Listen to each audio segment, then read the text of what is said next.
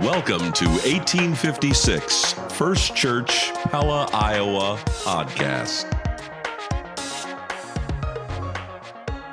Well, it's another beautiful Tuesday in Pella, Iowa. Breanne, how are you today? I am doing good. It's pretty humid out, though. It is unbelievably humid outside. You go outside and you just start to wilt almost immediately. Yeah, a little but bit. It looks like in the skies outside of our 1856 studios that it could rain any moment. Yes, and my flowers would be thankful. Your flowers would be thankful, but my idea of mowing tonight might be in jeopardy, or as the Dutch would say, Jeopardy. Jeopardy.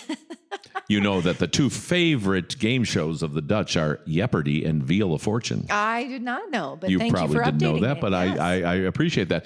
Anyway, it's been a beautiful week thus far. We had a wonderful Sunday. Yeah, it was a great Sunday. Yeah, I had a special guest preacher. We did have a special Ward guest. Van Dyke was with us, and we're so excited because in a little bit, you're actually going to be doing some Q&A with Ward. Yeah, I am. I'm going to do some with Ward, and we also have our intern in the studio. We have another guest in our studio today, the wonderful Lillie McKee, of which she has been serving in children's ministry, and I'm hoping that we can allow Lily's beautiful personality to shine through the vocal airwaves and bless other people. Yes. And so, yeah, that's happening too. But Breanne, hey, it's a great week coming up. I'm going to be going on vacation on Thursday. It's gonna be and fun. so we got some special podcasts planned for the next couple of weeks. They become special because I won't be here. Oh, I don't know about that, but you get to listen to him on the road. I will listen to them on the road, and I'm excited about the guests that are going to come up in the next couple of weeks. And folks out there listening, you need to be prepared. It's going to be exciting, spontaneous, and you're going to love it. Yeah, I think so. And what sort of announcements do we have to make before we get into the nuts and bolts here? Short list today. Yeah. So tonight, don't forget about Care Night. It's a care night. And yeah, come see if you can write more cards than me. Nobody can. But I put out the challenge anyway. And we'll be writing cards out tonight to bless the people of First Church and Somebody others has too. to. I want to do it one night. I might get carpal tunnel, but I'll do it. Yeah, I appreciate you doing it, but you ain't going to win. I'm going to try. All right.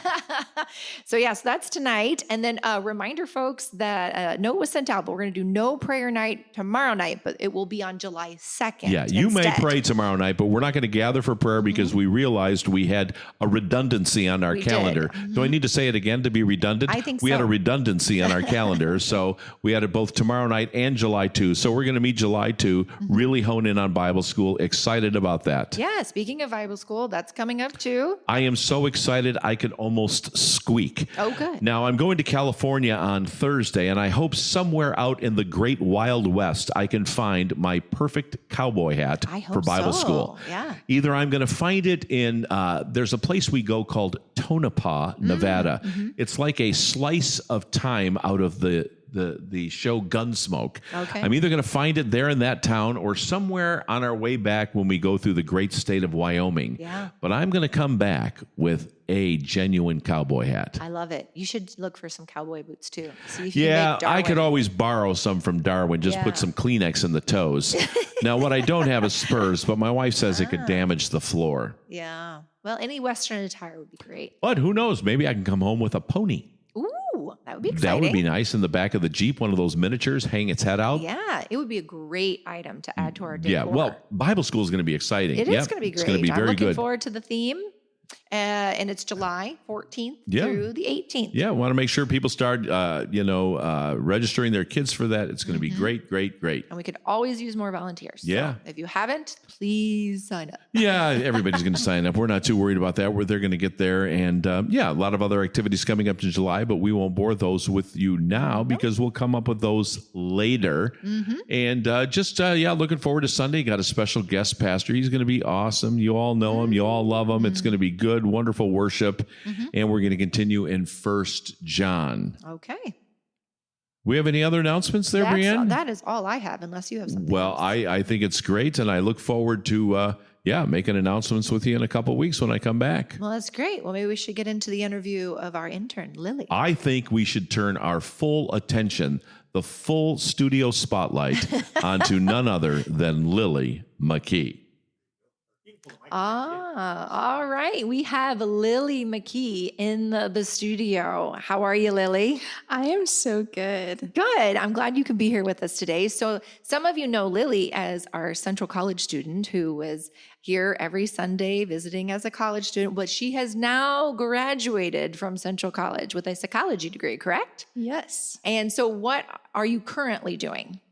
I am working at First Church, and I'm also studying at seminary for biblical counseling. Good. And you're doing that online then? Yes, I am. Excellent. So we get to have her, folks, as an intern, and she is our children's ministry intern, as she mentioned. And so what initially prompted you to want to come to First as a student? What prompted me was that I went to Next, which was the Bible study for young adults, with my best friend Cheyenne, and that's really how I came to Christ. And then that I was invited to the church by Bryant and Becca Cipher, and then I just didn't stop coming. Excellent. Well, we are glad that you're still here. We love our Central College students that come and those that want to stay. Yeah. So now you're staying a little bit longer because now you have come on to staff. And so your staff role is children ministry intern. Is that right? Yes. And so what does that all entail? I am really in charge of Sunday school and Kids Quest and also nursery. Excellent. And you work with Deb, Udemark, and Mike Melody, right? Yes. Okay, excellent. So in this role, so those things that you're doing, is there any ways that people can get involved or areas that you need more people for? Yes. Right now, we're really in need of Kids Quest teachers. Okay. That is a great way to get involved, and it's just a lot of volunteer, and it's very easy and very rewarding with teaching these kids about Genesis right now and just how they can apply that to their faith. Well, I know that my oldest girls who are in Kids Quest really enjoy you. One Sunday, my oldest said to me, who's teaching my class, Mom? And I said, I am. She goes, man, I thought it was going to be Lillie. So you definitely have captured their hearts.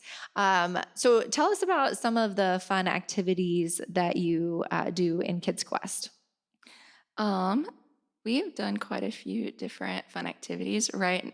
Well, we just finished with the 4th and 5th graders learning the books of the Bible, and we made it a competition. For every week we would time them, and then there was added rules of the girls couldn't talk or no one could talk. Yes. And now the 2nd and 3rd graders get to do that activity. Oh, fun. Well, it has definitely led a lot of questions on the whiteboard because we have our spiritual warfare book study in that classroom right after. People are always like, no girls can talk, no boys can talk. What's going on in here? So yes, it is a fun game. And it's a good challenge for the kids. So what is your hope for your role, things that you would like to still do in the children's ministry?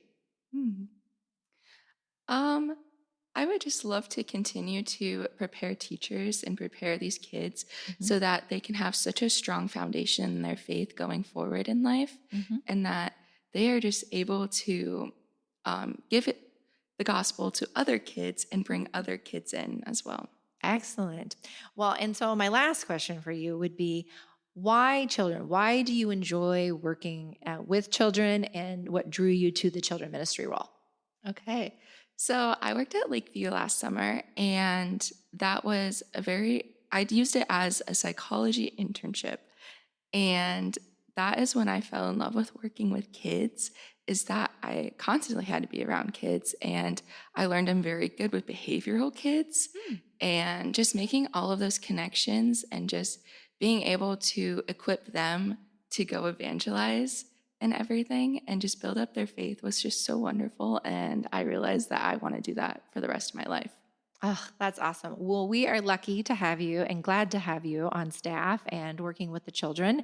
So, and thank you for taking just a quick minute to be on here so we could introduce you. And if you want to get more involved with children's ministry, please seek out Lillie on Sunday and she will get you plugged in. So thank you, Lillie. Thank you. Well, it has been a busy day in our podcast studio, and we are now moving into an interview with our guest speaker from Sunday, which is the pastor of visitation, Ward Van Dyke. How are you, Ward? I'm doing great. It's a beautiful day, and I'm glad to be here. Well, on most days of the week, you're lovingly called Farmer Ward. That is correct. Yes. But this past Sunday, we were Pastor Ward. That is correct. Yep. So I had a dual role there. You think of Pastor Samuel, he is a pastor, wannabe farmer. Yeah. And I'm just the opposite of Pastor Samuel. So yeah. Excellent. Well, you probably have been busy at your day job today. Yes, ma'am. I have. Getting in between the rain. Oh, pulling weeds. weeds. I'm sure there's a sermon in that. There is. We talk about that original sin. The kids understand that. And it's neat to see that they can repeat that for the new ones that come. Well, you mentioned the kids. So not everybody probably knows. What is it that you do with kids that work for you? Yeah, so the main operation is corn and soybeans, but then on the side, the Lord's led us to the vegetable production. And so we grow tomatoes, sweet corn, pumpkins, peppers. And so since our kids have gone and moved out of the nest, so to speak, and have families, we've needed other kids to take over. And so it's almost kind of developed a little bit, I don't know, I say it lightly, a ministry a little bit, because I'm taking kids and trying to teach them how to work, teaching perseverance. When the going gets tough, we keep going. And just to do a good job well. And we've talked about lately in Colossians about doing it unto the Lord, not just doing it for me. So we've been pulling weeds the last few days, and it's not much fun. And so we're really just trying to teach that they want to do a good job and do it for the Lord. And hopefully that carries on. When they get older, they can reflect back and have some good memories, some good lessons when I've been able to work with them. So it's good. A few of my kids have been blessed to work with you. Yep. They rave about Sandy's cooking on sweet corn picking days, on breakfast. I appreciate the fellowship there. And I do love the coming alongside you as they lovingly look at you as like grandfather type figure to them, you know. And I do appreciate some of the things. And as they pass it down to their siblings, like, we had to do that too. And it's hard, but you can do it. And it's funny as they do learn the lessons. Yes. I just want to come alongside mom and dad, try to help raise those kids, you know. So that's my goal. Just help out mom and dad. And it's good. Yeah, it is wonderful. And we're thankful. We're also thankful we live so close to you guys. Yeah, that's good. It's certainly handy. But so this Sunday, so the reason we have you here into the podcast room is you were wearing the other hat of Pastor Ward. Yes. And so you spoke to us on 1 John chapter 2, verses 12 through 17. And here we're titling it the Dear John letters, and it was Danger Ahead. Yes. So very fitting for Father's Day Sunday. Yes. And what people don't realize, and I should have, when you look back, I should have said something, but I got the text. I didn't pick the text. So I asked Pastor Bob, I said, did you pick this text for today? And he's like, no. And he kind of chuckled. And so it's like, he sets up his series, a year in advance or so. He does. And it's like, it's neat to see that. So to me, it's like, okay, this is the way the Lord works. And so that's what the text was for the day. And so I try to do my best to explain it and apply it. Yeah. Well, I felt like it was Father Ward, Grandpa Ward, Pastor Ward, all of them embodied on that Sunday as you were communicating what John was trying to tell us. So for someone who maybe wasn't sitting there on Sunday, the overview is that John, you had kind of went through saying his relation. So he was the brother of James, and he was in his 90s, right? Yeah. He's now 90s. I believe Pastor Bob said the week before he was 91. Yeah. And so he was trying to pass along his wisdom and knowledge to younger believers. And in particular, it was young men and fathers, correct? And so as they pass that on, he repeated himself a few times. Yes. Which I did appreciate that you said that on Sunday, that it's not because we were forgetful. Right. Or a hard of hearing. Right. Yeah, that's really jumped out me, 6 times. He said, I am writing or I have written to you. And it's like, okay, you need to pay attention because usually you just kind of, breeze through it when you read it. Yeah. And you kind of miss the warning there. I do like this expositional preaching that we do. Yes. And I know not every church follows that style, but it is nice to slow down and digest what's in there because like you had picked out, there was the 6 times that I am writing to you, which was really great. And the wisdom that was being passed down. So John is reminding us to listen and which is why he's repeating. So my first question for you is, we kind of talked about it a little bit, but there's like 3 groups of people he's addressing. And who are those 3 groups of people? Yeah, so the 3 groups of people he talks to is children, dear children, little children. So that's all of us as believers, men and women, that believe that have accepted Jesus as their Lord and Savior. And then it goes to fathers, and that can be determined on as far as fatherly figures, elders, deacons, leadership of the church, kind of depending on what commentary you would read. And then it goes to younger fathers or young men. And so that's the three kind of audiences that he was speaking to. And he repeated to each one of those groups. So, it wasn't just focusing on one, but it really drilled down to more or less men of the church is what it kind of drilled down to. Yep. Which was great because, again, it was It was Father's Father's Day, and so it was Day, yeah. wonderful. And so one of the questions you challenged the congregation to was, who are you looking up to? Yes. Who are your role models and that sort of thing? What's your standard? Yeah, what is your standard? Correct. And so you had also mentioned a quote that John MacArthur Correct. had said, which is, I need to be the standard because others will follow my faith. Correct. And so you'd laid that challenge out for us, which I do have to put a slight plug because you were talking about social media and how we shouldn't be keeping up with the Joneses. But my oldest, who's 16, who's worked for you for a while, Yes. Who enjoys you very much, and she ended up quoting you on her social media account. That's what I understand. Yes. She has over 1,500 views. Oh my goodness. About your sermon. Oh my goodness. I maybe better get TikTok then. I think you might need to understand.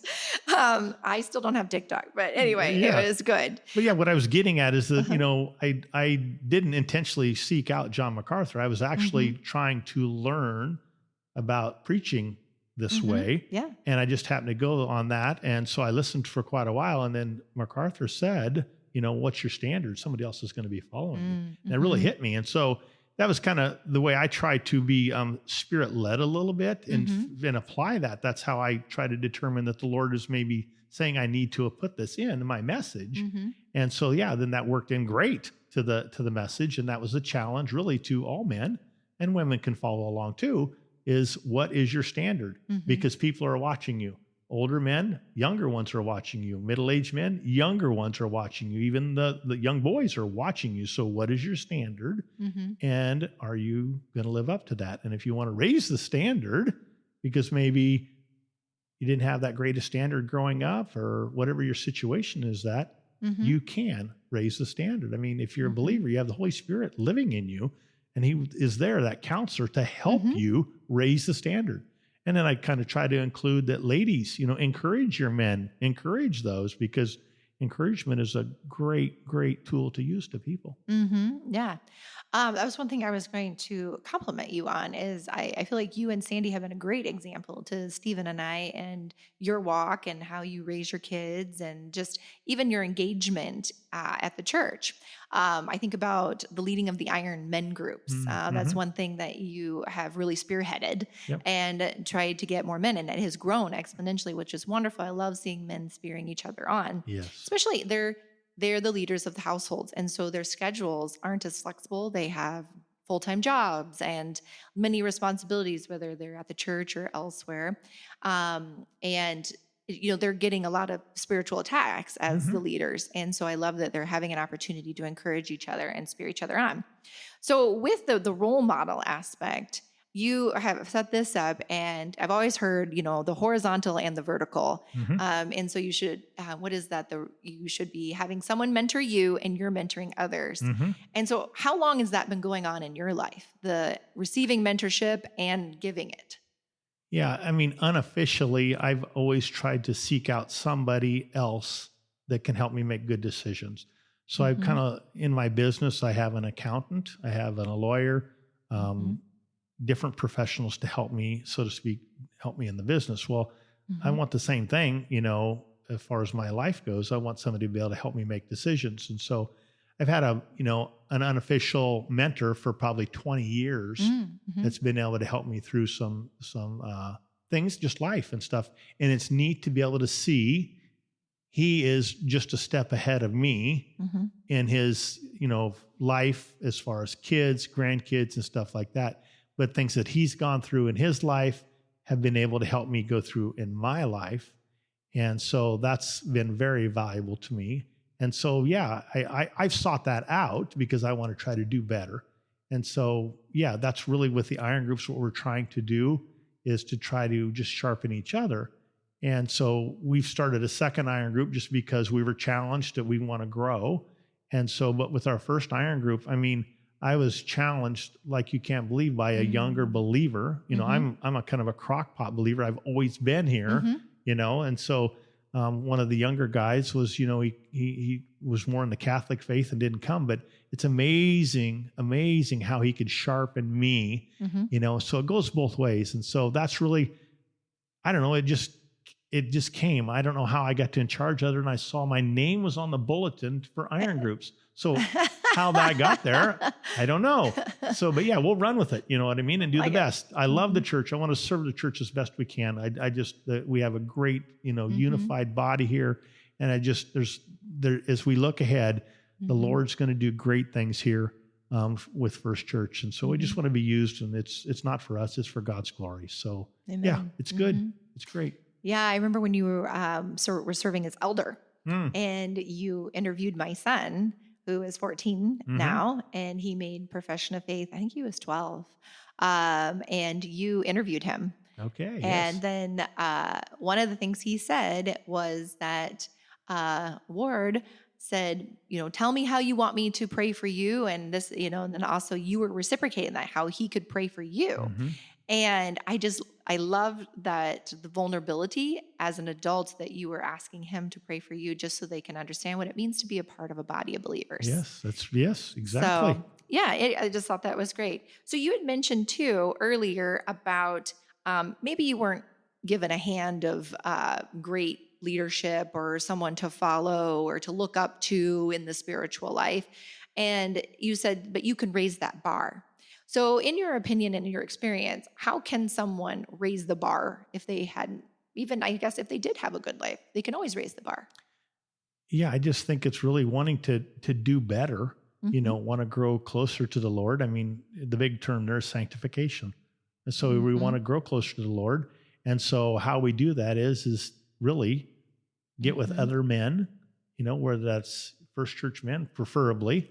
But if it's not, then where's your, you know, accountability people, you know, preferably a small group, 4 guys, you know, so you can usually meet every week. Not everybody's there every week. I miss when it's sweet corn season. I miss because I'm in sweet corn patch, but we want to still try to meet, you know, if at all possible, even if 2 are there, just continue that consistently, that we always are meeting then.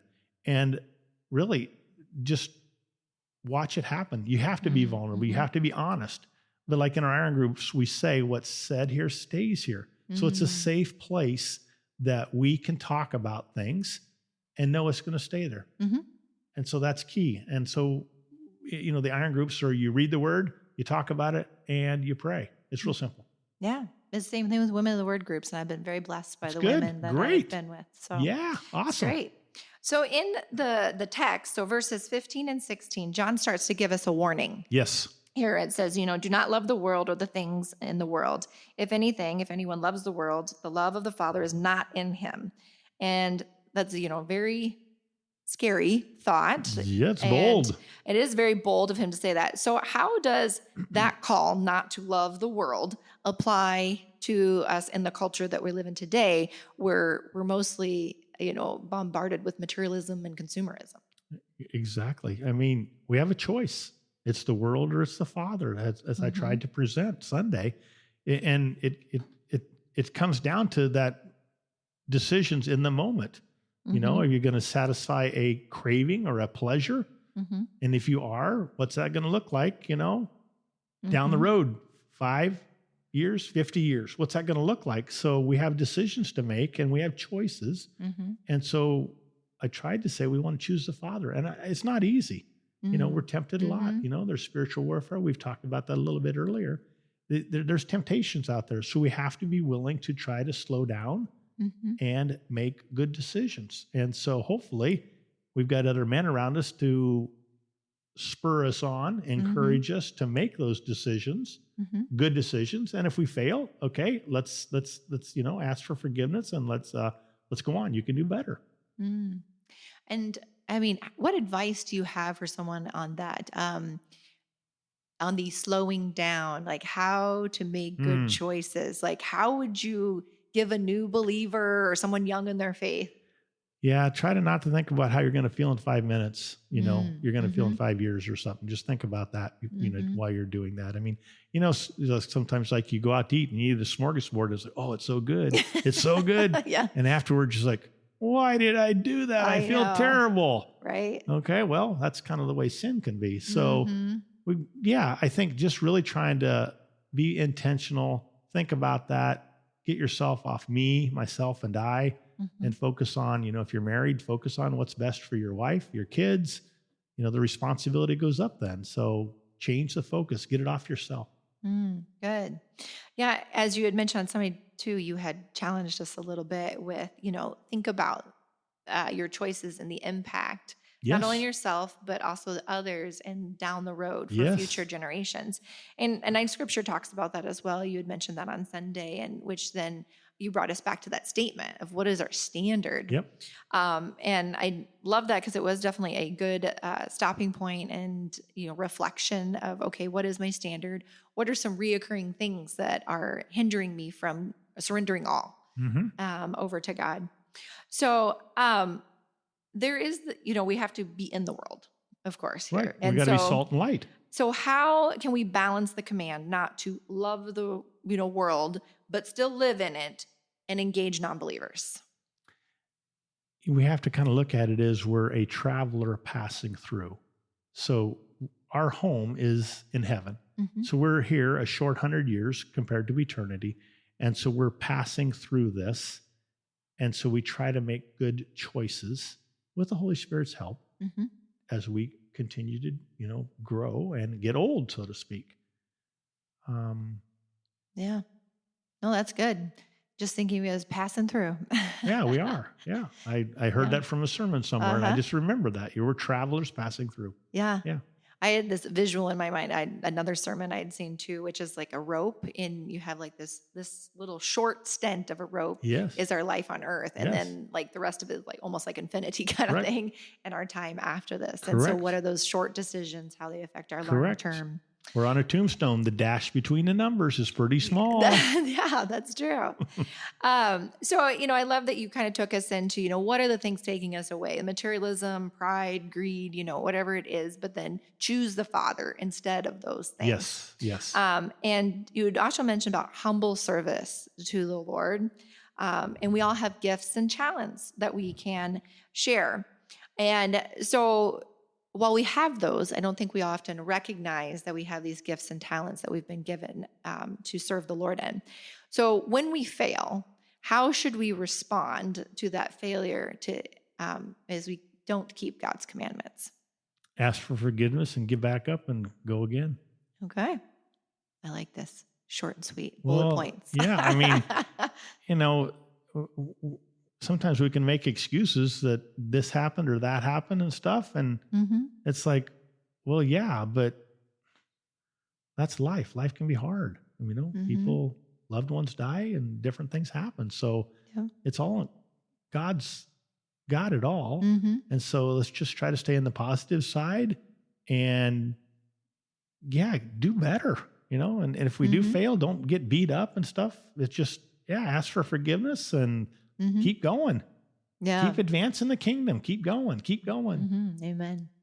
I heard a quote once that reminds me of what you're saying, which is, it's not a mistake unless you didn't learn from it. Yeah, that's good. That's good.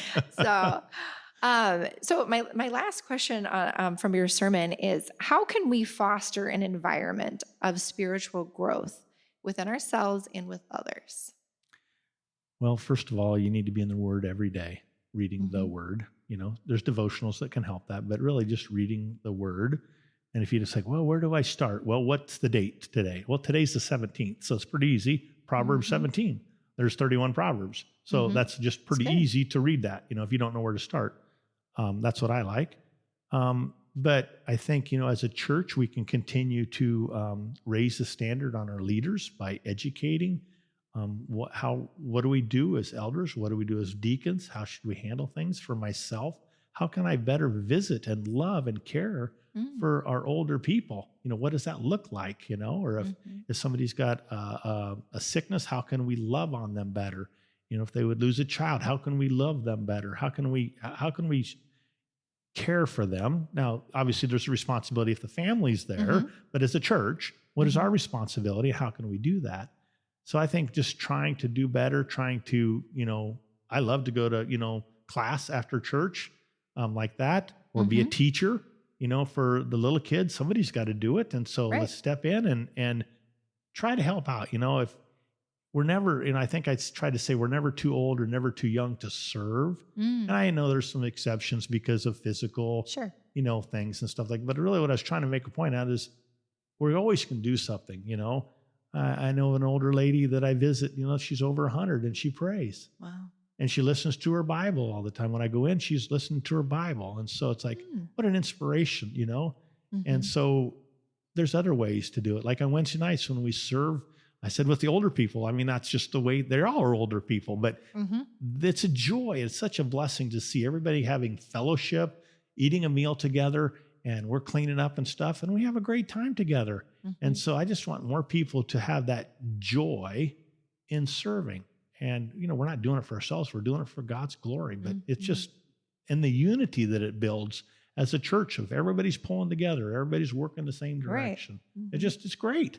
It is. I love seeing all you guys serve with Wednesday nights. It's fun to connect, and it gives a reason for that, multi-generational, fellowship. Yes. And so I'm thankful for that. And I know you and Sandy are super busy at that time of the year too with harvest, but yet you're there. Well, not always, but but you make an effort. Most absolutely. times. Absolutely. Yes. So we have been thankful that you haven't put on the retirement hat. Oh, no. And continued to serve and just unique ways that you use your day job to serve. Yep. And I think we could all learn from that to look for lessons and how we could, include people and take them alongside of us. Yep.